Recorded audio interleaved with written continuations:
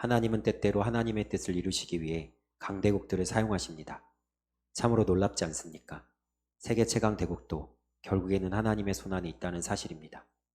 우리의 눈에 보기에는 강한 나라가 힘으로 약한 나라를 누리는 것만 같은데, 힘의 논리만이 세상을 지배하고 강대국들이 제멋대로 행하는 것 같은데, 이 모든 일들을 하나님이 주관하고 계시다는 사실입니다. 하나님은 아수르라는 강대국을 사용하셔서 경건하지 않은 나라들을 심판하십니다. 아수르가 하나님의 손안에 있는 것입니다. 5절과 6절 말씀입니다. 아수르 사람은 화 있을진저 그는 내 진노의 막대기요 그 손에 몽둥이는 내 분노라.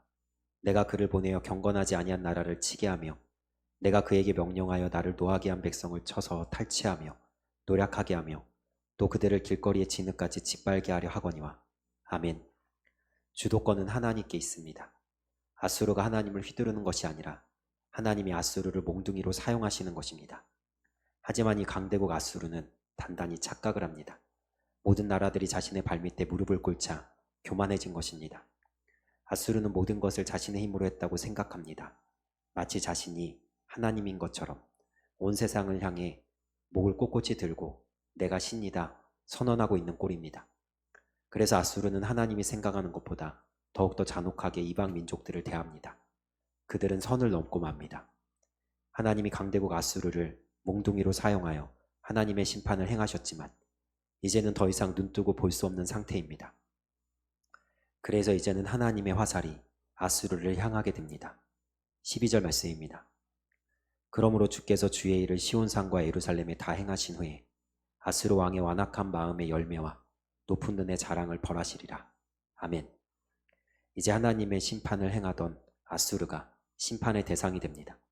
하나님이 아수르를 가만 놔두지 않을 것입니다. 그들이 행한 대로 갚으실 것입니다. 아수르가 강대국이 된 것도 하나님이 하신 것이고 그런 아수르를 사용하여 다른 나라들을 괴롭게 하시는 것도 하나님이 하신 것입니다. 우리는 이 말씀을 통해서 기억해야 합니다. 모든 것이 하나님의 손에 있다는 사실입니다. 14절에 보면 아수르는 내 손으로 이 모든 일을 행했다고 말합니다.